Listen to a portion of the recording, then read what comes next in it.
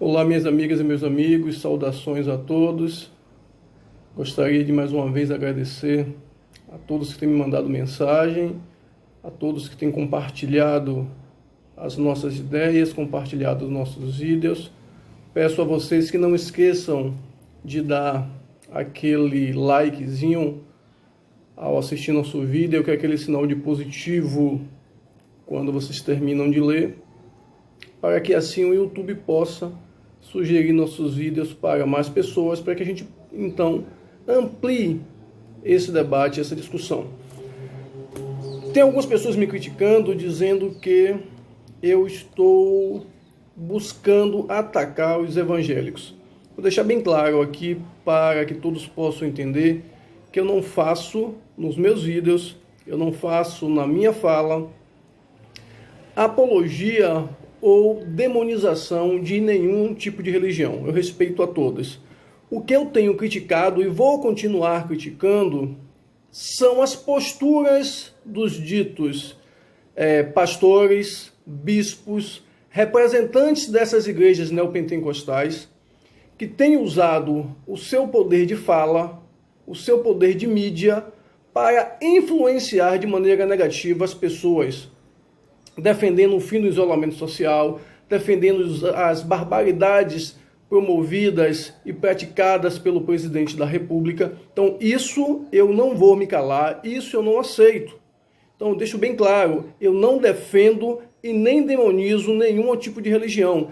Eu questiono as posições que, quando eu vejo uma pessoa que se diz ser membro de determinada igreja e que utiliza o púlpito para uma pregação política religiosa, isso me preocupa, porque a gente corre o risco de colocar no Brasil uma situação semelhante a um califado.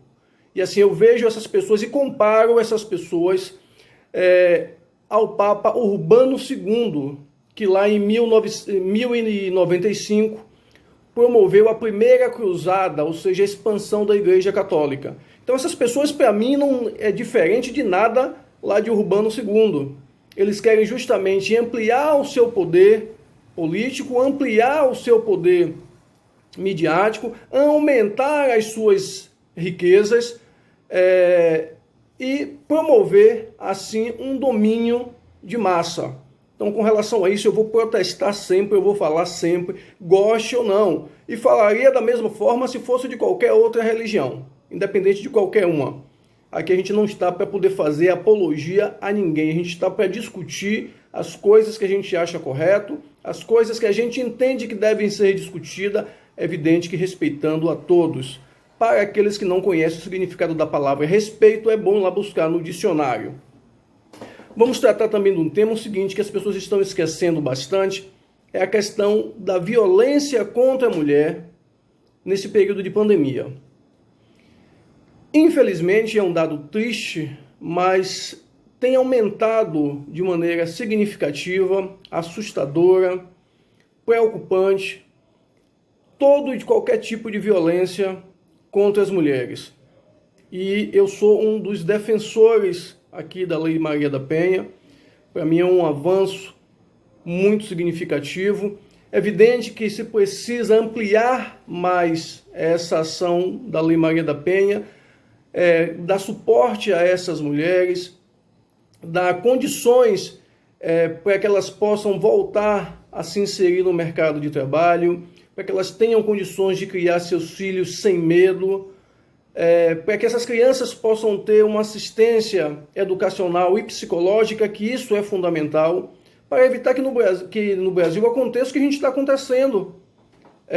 A agressão à mulher a cada minuto.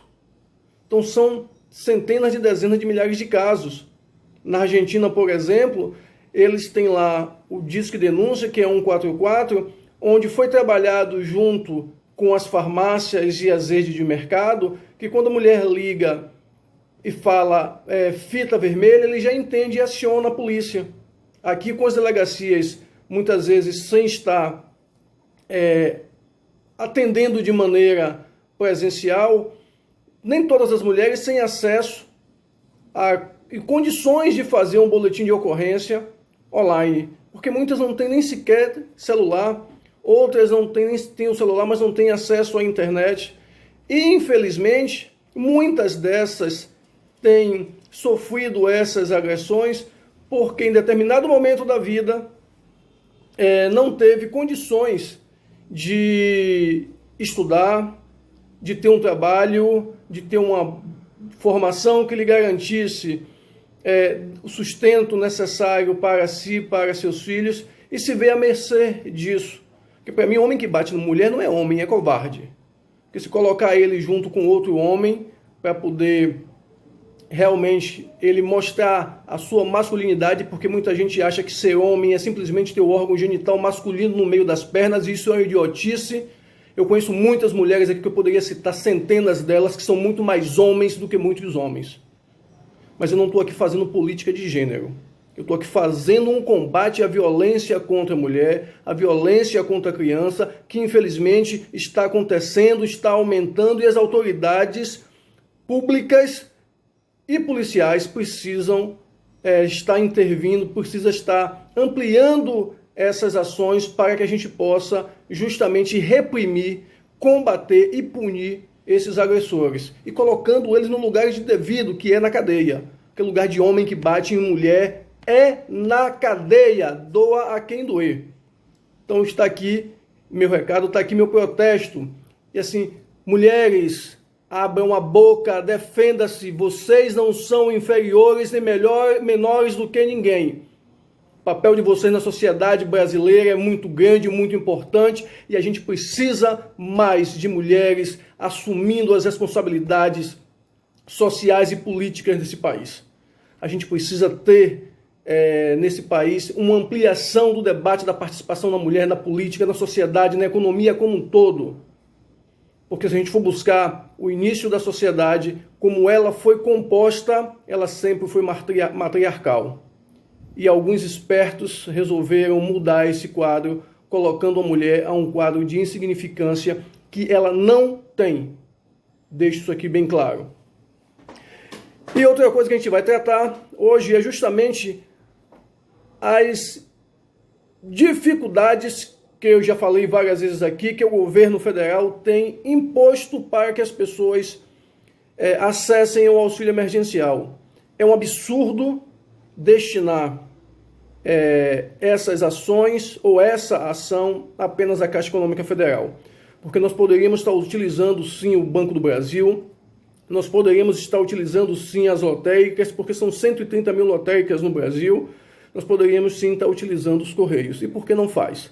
Não faz porque esse governo que está aí é um governo que está buscando promover o caos social.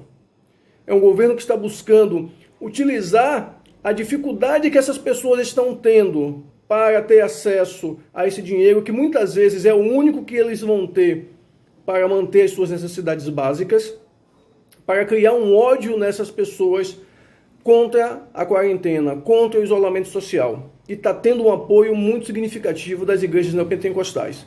A gente não vai tapar os olhos, nem vai deixar de falar a respeito disso. As igrejas neopentecostais estão, sim, apoiando o presidente da República, seus atos que são repugnantes, está indo de encontro ao que diz a ciência, está buscando colocar no Brasil um califado, está querendo fazer o papel aqui de Urbano II, está querendo levar a população à morte.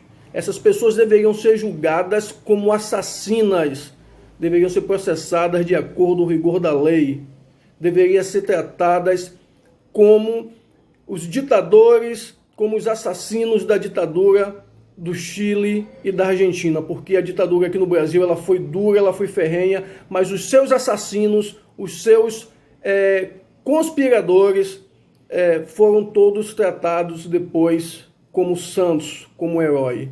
Eu não vi nenhum torturador no Brasil ser condenado no Tribunal de Haia, eu não vi nenhum torturador no Brasil ser levado à justiça da forma que deveria ser.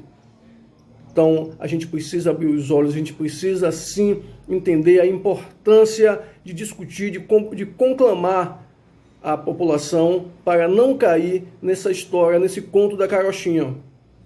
Porque é muito fácil eu com a mídia que você tem dentro dessas igrejas, com canais de televisão, com rádio, com jornais impressos, está fazendo esse tipo de ação que eu chamo de temerária, se não genocida. Algo que eu venho batendo constantemente nessa mesma tecla há muitos anos. Eu faço política desde os 14 anos, quando tinha ainda o extinto e falecido Grêmio Estudantil. Foi quando eu comecei, lá em 1990. E eu tenho muita saudade, porque nessa época nós tínhamos um corpo estudantil ainda pensante, evidente que não em uma totalidade tão grande, mas nós tínhamos um corpo estudantil pensante, um corpo estudantil ativo, um corpo estudantil que estava começando a se fragmentar politicamente, mas a gente tinha uma participação. Então eu digo que os governantes, eles não legislam para o povo, eles legislam para as grandes empresas, eles legislam para o setor financeiro, tanto é que eles dificultam ao máximo o conhecimento da população a questões voltadas à política, questões voltadas à economia. É só você parar para analisar como é que funciona a educação no Brasil, principalmente depois do golpe de 64. É uma educação bancária, é uma educação que não lhe permite pensar fora da caixinha, é uma educação doutrinária que vai colocar você num espaço fechado e vai dizer que seu lugar é exatamente aquele, que você não pode sair dali. E quando você consegue sair desse retângulozinho que lhe colocaram, você começa a incomodar seus próprios pares, que não entendem, que não conseguem analisar as coisas num ângulo de 360 graus, são os primeiros a lhe criticar. E eu sinto isso, eu vejo isso e vivo isso há muito tempo. Não é de ontem nem de hoje. E com um aumento exacerbado dos casos de coronavírus no Brasil, algumas cidades e alguns estados já estão propondo e promovendo o lockdown. São Luís do Maranhão mesmo é um desses locais. Para que você entenda o que é o lockdown, é o isolamento obrigatório. Foi o que aconteceu de forma tardia na Itália e na Espanha. Então, no Maranhão está se acontecendo isso, tanto na capital quanto em mais 2 cidades. Mas se a gente não tomar cuidado, vamos correr esse risco. Então, é necessário que se faça uma testagem em massa da população, porque hoje já se acredita que no Brasil tem muito mais contaminados do Covid-19 do que os próprios Estados Unidos, porque nós só testamos aqueles que vão para os hospitais, e às vezes essas pessoas terminam falecendo, às vezes até em casa, e o resultado desses testes não ficam prontos.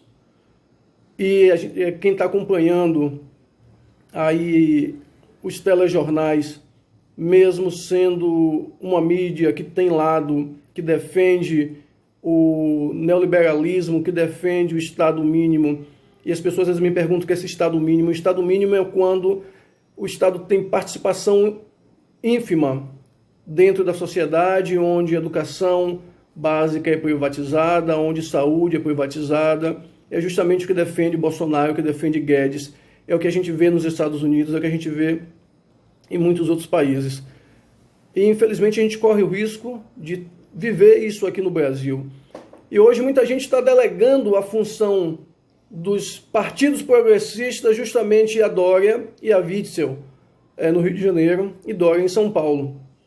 Eu não vejo um plano de ação da equipe progressista, dos partidos progressistas, para enfrentar essa crise, muito menos um plano de ação pós-crise. Então, hoje, o representante, entre aspas, da esquerda é Dória e Witzel. A gente não pode esquecer que ambos apoiaram Bolsonaro, que ambos não são diferentes de Bolsonaro, são apenas mais polidos, que ambos são entreguistas, que ambos defendem privatização, que ambos defendem o Estado mínimo. Inclusive o Witzel mandou para Assembleia Legislativa do Rio de Janeiro um projeto para privatizar as universidades públicas do Rio de Janeiro. Então, eles não são diferentes de Bolsonaro em nada, só são mais polidos e talvez um pouco mais inteligentes, porque está buscando um outro caminho para o convencimento da população, para mostrar que eles podem ser, em 2022, uma boa opção para a presidência da República, para conduzir esse país, e a gente pode, mais uma vez, dar um tiro no pé com relação a isso. Não esquecendo de falar também a questão da valorização do pessoal da área de saúde. Gente, isso é extremamente importante. Trabalho significativo dessas pessoas, desses técnicos de enfermagem, desses enfermeiros, desses médicos, fisioterapeutas, desse pessoal como um todo. Mas a gente não pode esquecer e deixar de parabenizar, deixar de agradecer de maneira extremamente honrosa ao trabalho que um grupo que está fazendo um trabalho maravilhoso e não está aparecendo, que são justamente o pessoal que trabalha na limpeza pública, que muitos deles estão trabalhando sem condições necessárias de higiene, muitas vezes alguns sem máscara, sem álcool gel, e lidando com material infecto-contagiante, que eles podem sim vir a se infectar e levar essa doença ou outras doenças para suas casas. A gente não pode esquecer desses profissionais. O pessoal da área de serviços gerais, dos hospitais, das UPAs, que estão ali recolhendo máscaras, toucas, EPIs, que muitas vezes estão contaminados. A gente não pode esquecer desse pessoal. É um pessoal extremamente importante para que os médicos, os enfermeiros, os técnicos, os fisioterapeutas possam poder ter condições de fazer também o seu trabalho. A gente não pode esquecer desses profissionais e assim, meu muito obrigado a cada um deles. Parabéns pelo trabalho que eles estão fazendo e vocês são extremamente importantes e fundamentais nessa luta. Não estão tendo o reconhecimento que merecem, que precisa, que deveria ter, mas aqui eu deixo o meu abraço, a minha gratidão a cada um de vocês. E como vimos no domingo, os fanáticos, os nazistas, os fascistas, porque infelizmente a gente tem mania de estar minimizando as coisas no Brasil. Então a gente tem que dar nome aos gados, tem que dar nome aos bois, como dizia minha avó. Então, para mim, essas pessoas não passam de neofascistas, de nazistas, porque quem defende uma estrutura de governo que propõe o Estado mínimo, que defende a morte, para mim não passa de nazista, de fascista. Então, essas pessoas deveriam ser enquadradas, sim, na Lei de Segurança Nacional, que é uma lei que existe desde 1983, que é a Lei 7.170, e a conclamação desses mesmos para golpe militar e AI-5 também está lá descrito no Código de Processo Penal. Você protestar é uma coisa, é um direito que lhe assiste, mas você pedir golpe militar e pedir AI-5, que é o ato institucional número 5, onde caçou o direito de parlamentares, onde amordaçou a imprensa, isso se enquadra na Lei 7.170, que é a Lei de Segurança Nacional, e essas pessoas precisam ser investigadas e precisam ser levadas, sim, à justiça. Porque senão acontece o que a gente está vendo acontecer aí com o presidente impoluto, que inclusive a PGR, a Procuradoria-Geral da República, na figura do seu procurador Augusto Aras, que é daqui da Bahia, recusou quatro pedidos de denúncia-crime contra Jair Bolsonaro.